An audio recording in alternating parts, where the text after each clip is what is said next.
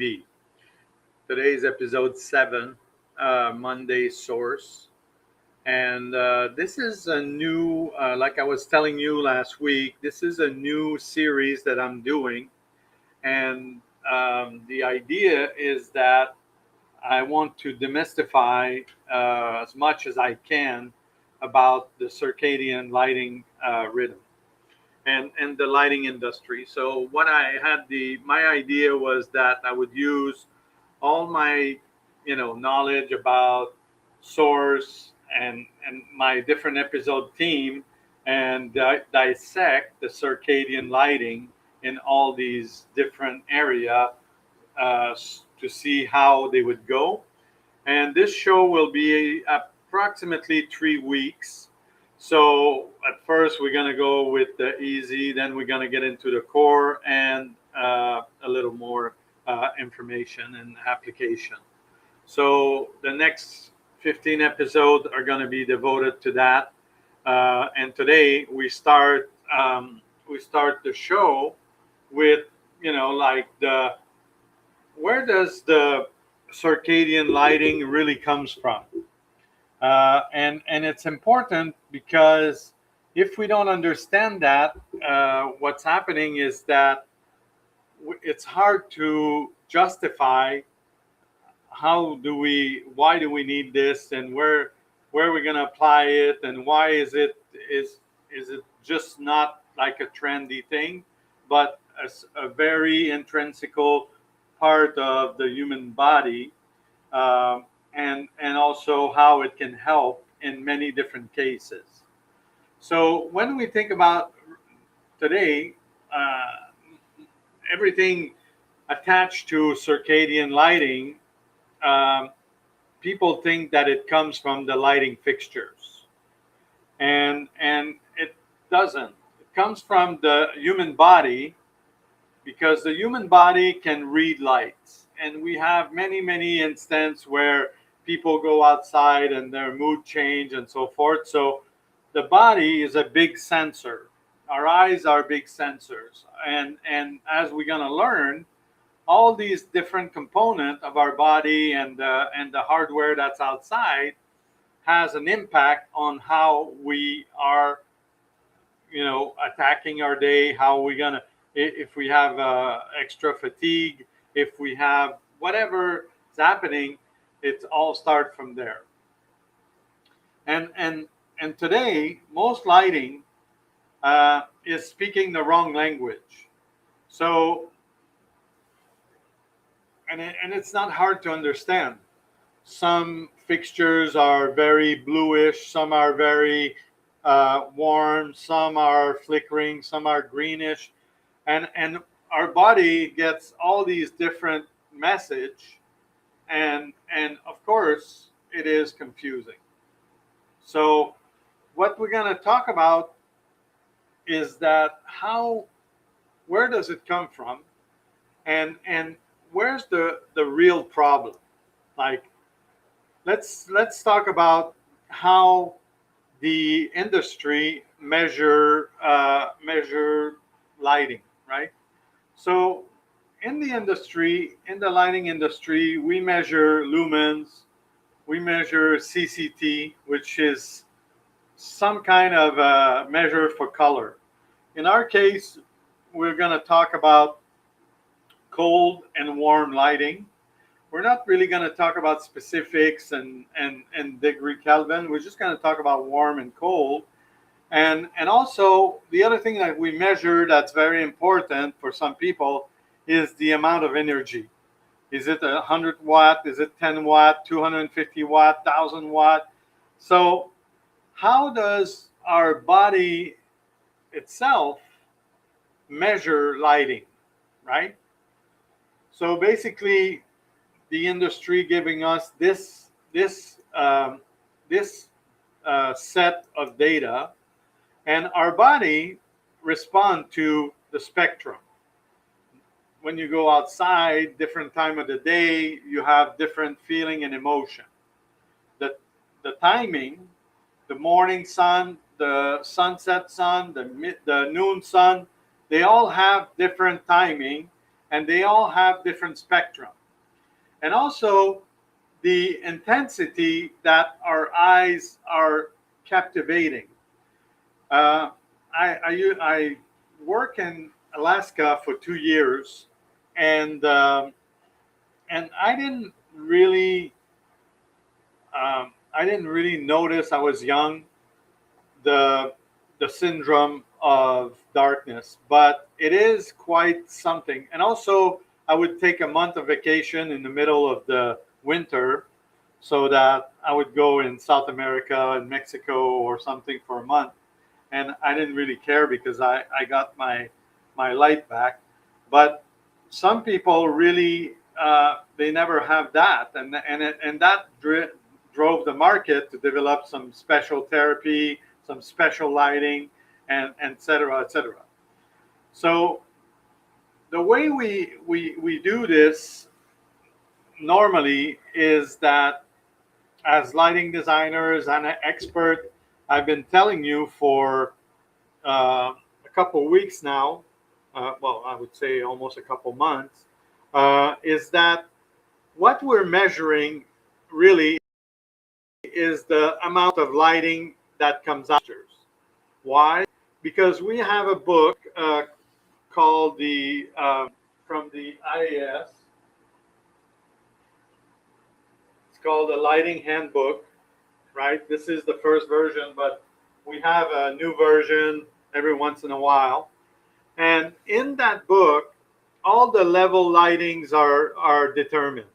So let's say we're talking about a conference room. Well, it will tell us that in a conference room we need so many square lumen per square feet. Yeah. And then in a hallway, in a jewelry store, in a bakery. So all those lighting levels are predetermined, and this is what's important.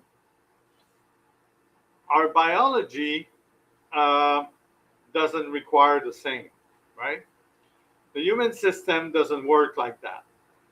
So there's something that we call the intrinsically photosensitive retinal ganglion cell. And as you can see, it's called an CS, right? And what that does is that this is part of our eyes, and what it does, and it locates.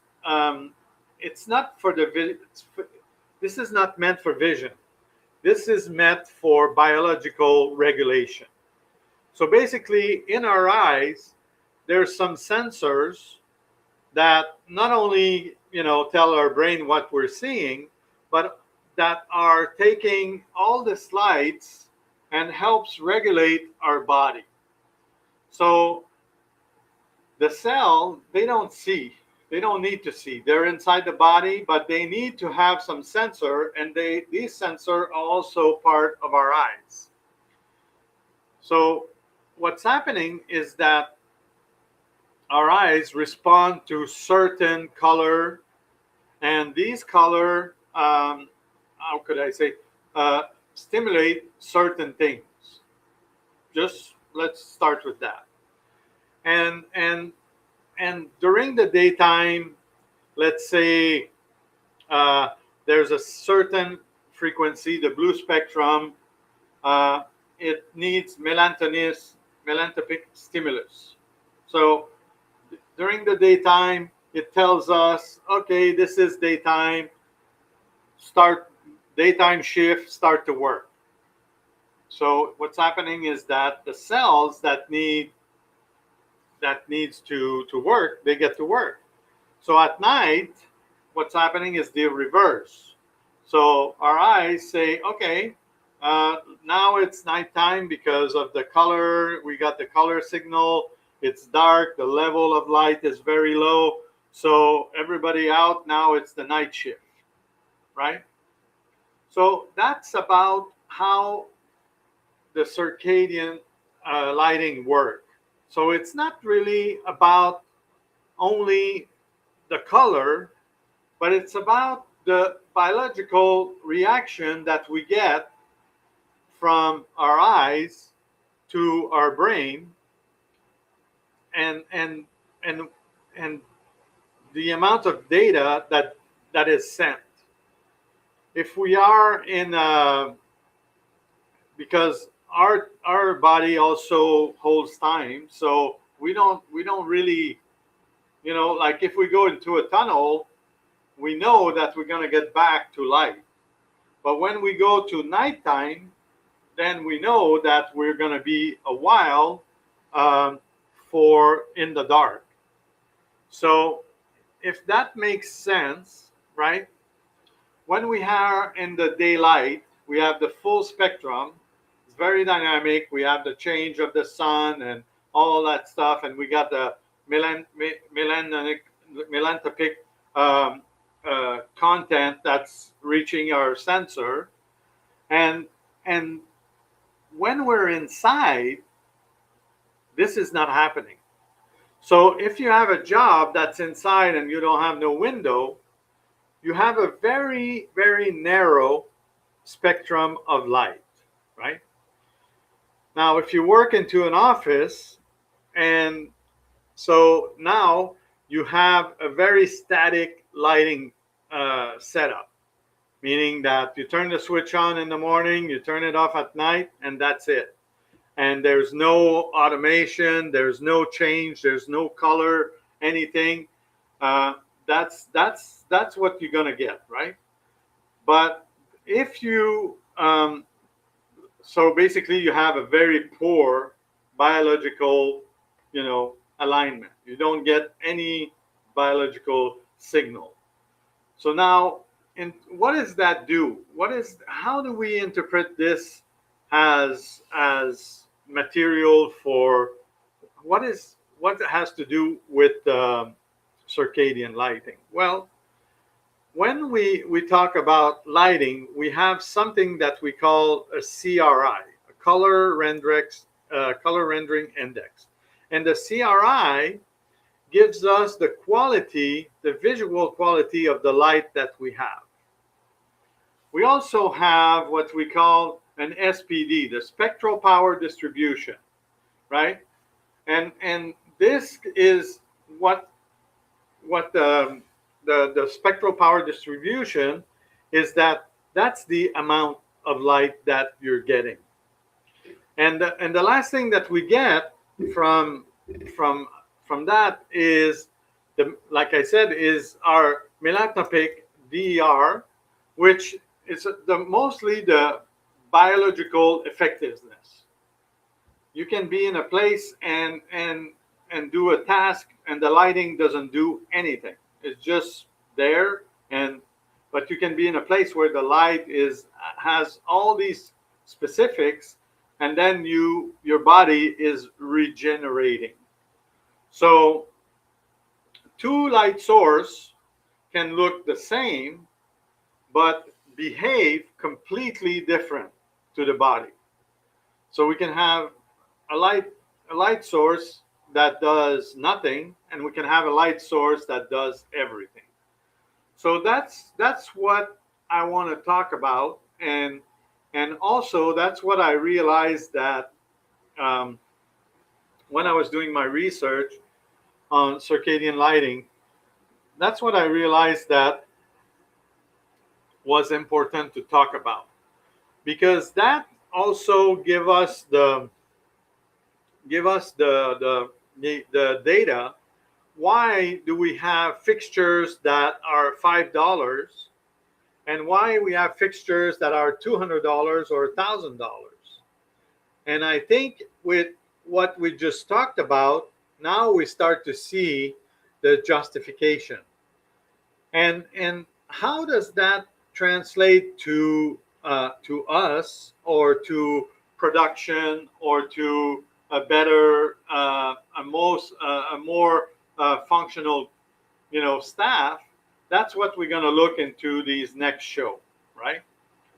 So let's talk about a smart bulb, right? And smart bulb can be nowadays most of the bulbs are smart because they all have electronic. Some are controllable, some are not. Uh, and if they're not controllable, sometimes they're compatible with a system, meaning that they can be controlled by a module, or they can be controlled by a dimming system, and so forth. And now, if they're controllable, then they may be wireless, they may be Wi-Fi, they may be Bluetooth, they may be there's a very wide array of control. So now we have smart bulb that change color, and then also um, these bulbs can be I don't know, they can be very poor quality, and the quality of the spectrum that they're emitting doesn't do anything. So you're thinking, okay, well, I have some spectrum bulbs, but my full spectrum, or RGB white, warm white, and cold white, WW, and then you think you have the right, your full spectrum is there, but because of the elements we talked earlier, those bulbs are no good. They don't bring anything to the body. Now, in an office, most of the time we have very static lighting. We have some fluorescent lights, and they are 3,000, 4,000 degree, and that's it all day. And then in residential, um, the thing is that we may have some 3 or 35 or 4,000 bulb, because most electricians don't know that you can adjust the color, and most clients have the false perception that bluer color is more bright. So they would say, oh yeah, we want this, 4,000, 5,000. And then what's happening is that your fixtures during the day, perfect. Like they're doing their job around noon. They have the bluish, but in the morning or at night, they're still on that cool, wavelength, and your body is reading. Well, I'm supposed to go to bed. I'm supposed to be in a relaxing mode right now. I'm just full on. So you see that the discrepancy of these bulbs now affect you, not only from during the day, because you don't have any curve, you don't follow the circadian rhythm of the sun, but at night you also are you have some very cool light, which confuse your brain, your captor. So basically, the other thing that I also notice is that most people in the market, I'll say the market because it's not people. People are not there, even there yet. But the market confuse tunable color with circadian intelligence. And as we just talked about, this is not the same thing, right? Because it's not because your bulbs are following the sun curve, that they are generating the right energy for your sensor to tell your brain and your cells that you know everything is okay, or they're doing the right thing, or get to work, or stop to work, or change the shift. Night shift goes to bed, day shift come in, day shift goes to bed, night shift comes, etc., etc. All this is done by our eyes. So we we have we have been experiencing, and we saw in the past. Well, actually, we didn't know. Honestly, as a lighting designer, for years and years, I'd say 3 decades, because the last 10 years I got more in tune with circadian, and recently most of the inquiry I have is about circadian lighting. So I said, okay, well, why don't I create a series of educational, video about it? So now let's talk about the technology shift, okay? Because I told you all my career, one of the main things that I liked about lighting was the lighting control. So how does lighting control affect circadian lighting, right? So basically, the way we can affect it is that if we control the source and being able to have different level of light, different colors, and different scene during the different time, we are in a very good shape to start thinking about aligning with the circadian lighting uh, lighting function. So basically, what we need is a control system, right? Some kind of a control system that we can control time, and we can control intensity, and we can control color. We need stable power, right? Uh, we need also uh, an area where there's very low heat, because as we know, LED and heat are not friendly. So if we are in a very high heat area, we we're just diminishing the life of our fixture and also limiting the output by doing that. So there's several infrastructure that permits you that. You can have a centralized panel, and you can have power over Ethernet lighting. You can have also radio frequency control. So all these control system, uh, what's happening is that they control certain amount of parts for your lighting. You control either the source, you control the mix of the source, because RGB white, what it is that you have a bunch of LED that are different colors, and you're mixing each one of them to achieve your ideal color, to achieve your circadian color. Meaning, during the day at noon, bluish, and when full production, and at night you want to be more warm color, which is more oranges. So that's where you're gonna start to have the possibility, because if you don't have a control system or any means to do it, it's gonna be difficult. Now, of course, there is entry level system. You can start doing remote control. You can have smart bulbs, and like I said before, there's different arrays of smart bulbs that will give you different uh, different performance on your circadian intake.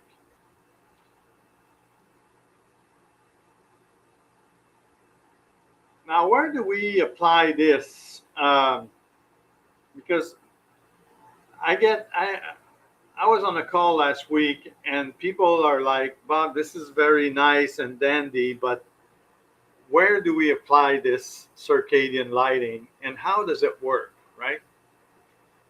So basically, I I separated four area, and these area that I selected had specific outcome.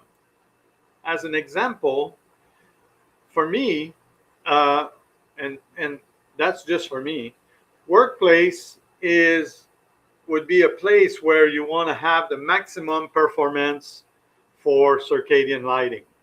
Meaning that when you invest into a system for your workplace, the main reason is you want people to be more performing. You want them to be high performer. You want them to do well. You want them to be focused. You want them to be, you know, doing what they have to do. Now, I've been talking about hospitality a lot, And in hospitality, it's a different thinking. In hospitality, you want to have circadian lighting because you want to expand the experience of your guest. So basically, what you want to do is that you want to make sure that your guests that are there have the best experience, for their staying in your space. So if you have an hotel, or if you have a resort, if you have an Airbnb, and so forth, you want them to have the best experience. Now, when we talk about healthcare, there's a very specific, outcome we want. Output we want is the outcome. What do we want? We want our patient to recuperate and recover faster. And people say, yeah, but isn't that why they're there? And doctors, yes, like I said, the eyes have the sensor that tells your cell. So on top of the medication, on top of the well care of the personnel that is in the healthcare industry, what's happening is now you give them another tool that they don't know, but that helps the body to be in sync and recover faster. Now, when you do residential, you want the whole family to experience wellness. And this wellness is very, very subtle, because from the morning to night, when you have a family that is very active, there will be in and out and in and out and in and out. And that's where you want the lighting of a residence, or your residence, if you don't have a big family, and if you're somebody that works at home, as an example, if you have an office at home, you want to make sure that you have the maximum input in your body, right? That your body works well, so that you have taking advantage of the maximum, and you get re-energized, and when you go to bed you sleep very well, and etc., etc. So those four areas have very similar but different impact, and as you can see, the impact are also transferable, because in an hospitality area, if you have a system that a circadian lighting system, as an example, well, people are going to be working, they're going to feel good, they're going to work there, and they're going to say, well, so their performance are going to go up, their outcome is going to go up, their wellness is going to go up, not only the patient, but everybody that works in that healthcare industry. And same thing for hospitality or residence. So it's not, we're not talking about just a lighting upgrade. We're talking about a human performance strategy. So how can we enhance the whole body, and how can we make this body more able and more what's the word that I'm looking for? More capable of doing things, and also at night, recuperating as much as it can. So again, this is not. This is basically, for me, what circadian is at the source level.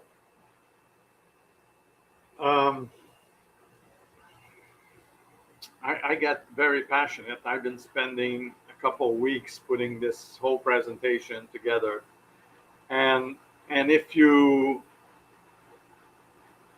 yeah, if you, when we think about it, the only thing we have to remember of this is that the lighting is not measured in lumens.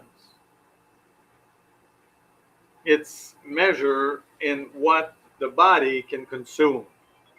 And honestly, this is how simple it can be, and it has to be. So yeah. So I hope this I hope this helped. Um, if you're doing a project and you're still, trying to measure the light in Kelvin and, in lumens, and maybe it's time for the shift to begin, right? To start thinking, well, how, what else can I do? What else can I bring to the table? What else can I explore? And you'll be surprised how affordable uh, circadian lighting has become, because the numbers are now all across the board. You're not just measuring, lumens and, how much did it cost. So yeah, so tomorrow, this is a very short episode, and I'm very glad, because that's the basic. So tomorrow we'll talk about fixtures and how most fixture cannot deliver a true circadian performance, and what to look for, right? So